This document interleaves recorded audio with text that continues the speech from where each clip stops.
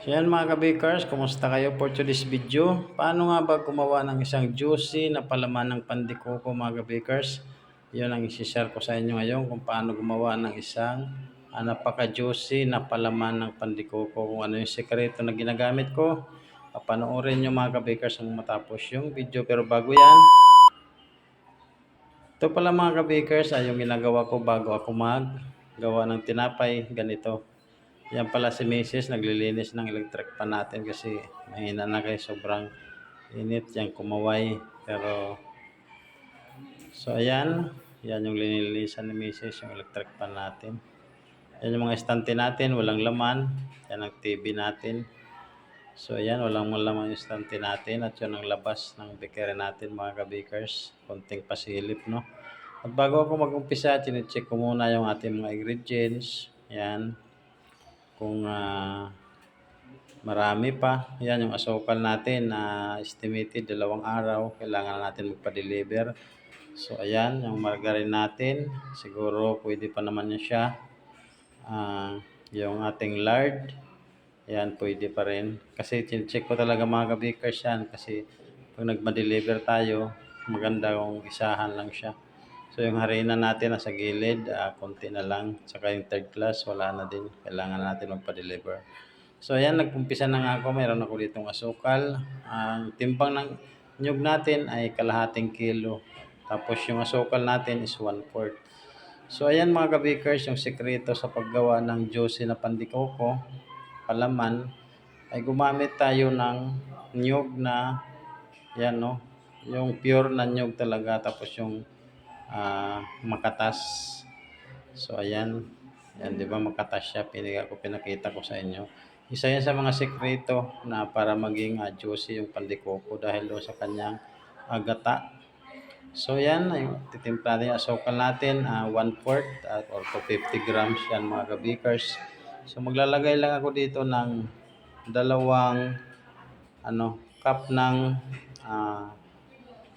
skim milk. 2 cup yon.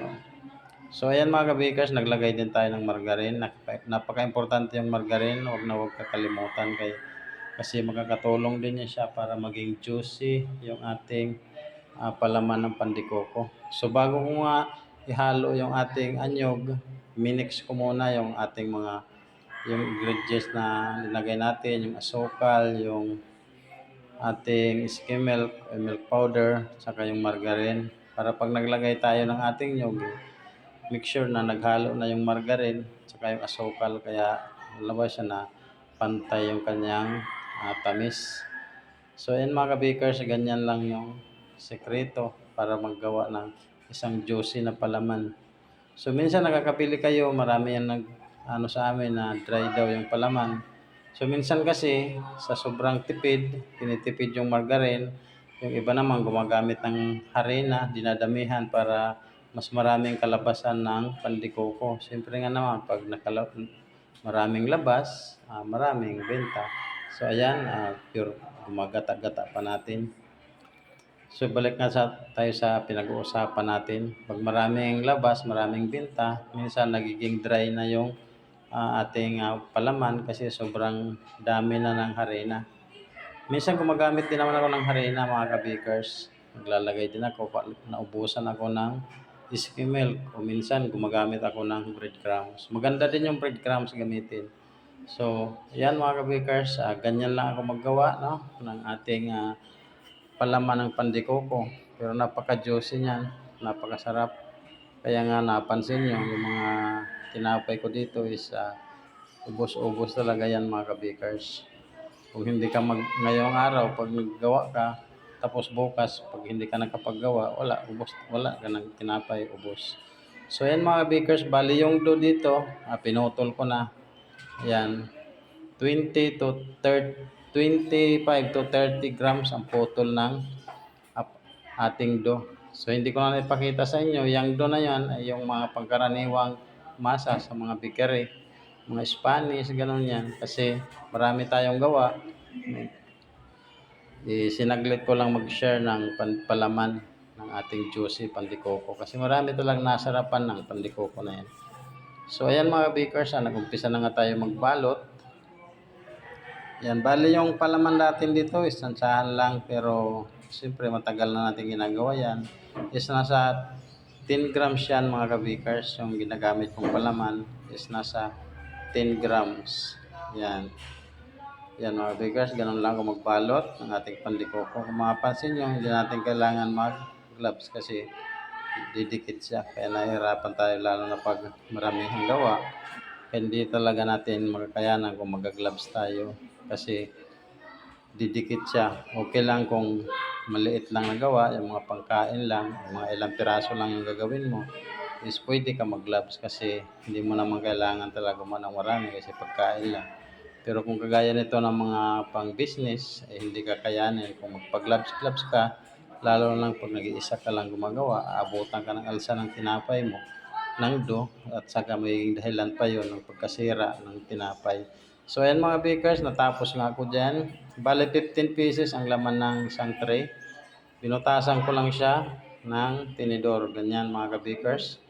Tapos pag natapos na ako sa paggawa lahat, babanyahan ko yan siya ng egg yolk mamaya pag matapos na tayo magbalot lahat. So ayan mga kabakers, ganyan na siya. Ganyan na nahihitsura ng ating pandikoko. So natapos na tayo magbalot sa ating pandikoko. Ngayon ang gawin natin ay igwas natin. Bali yung ginamit ko dyan ng pang igwas natin ay itlog lang yan. Yan, isang itlog. Pwede kayo maglagay ng iba kung gusto nyo. Tayo pwede na sa akin yung itlog lang. Tapos ganyan. Pagkatapos na yan mga kabakers, papalsahin ko siya ng 3 hours. Ayan, para mas maganda, maging malaki yung ating tinapay at sa maging malambot. Kailangan, isa din yan sa mga sekreto sa tinapay kung bakit minsan matigas. Dahil minsan naluluto natin sa kulang pa siya sa alsa. So ayan mga kabakers, after 3 hours and a half na yan mga kabakers kasi nabusy ako sa paggawa, hindi ko siya naluto agad. So, advisable 3 hours pwede na. Ito kasi naglampas na. Kung mapapansin nyo, medyo malakalakihan na talaga. Pero nagpainit na ako dyan ng oven kasi nagluluto nga ako ng buns.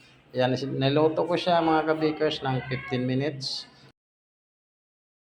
Taas, sa baba ko muna siya sinalang. Pagkalipas ng 8 minutes, itinaas ko. Mga 7 minutes sa taas, na kumpleto ng 8 minutes. At yan na ang kinalabasan. Nakita nyo naman yung itsura ng ating pandikoko. Ay napaka-juicy talaga kahit tingin pa lang makikita nyo na juicy talaga yung pandikoko kasi yung tinapay makikita mo yan sa pag isang tingin mo pa lang kung marunong ka sa tinapay makikita mo anong klase siya, quality siya or hindi. Yan mga kabakers, yan ang ating sinara sa inyo na palaman ng pandikoko. Napakasimple lang pero ang sikreto talaga gumamit lang kayo ng mga tamang ingredients. Yon ang magpapalasa talaga mga kabakers, lalo na yung nyug. Kailangan yung bumili ka talaga ng nyug na pang tinapay talaga. Ipapakayod mo siya ng pang tinapay, di ba?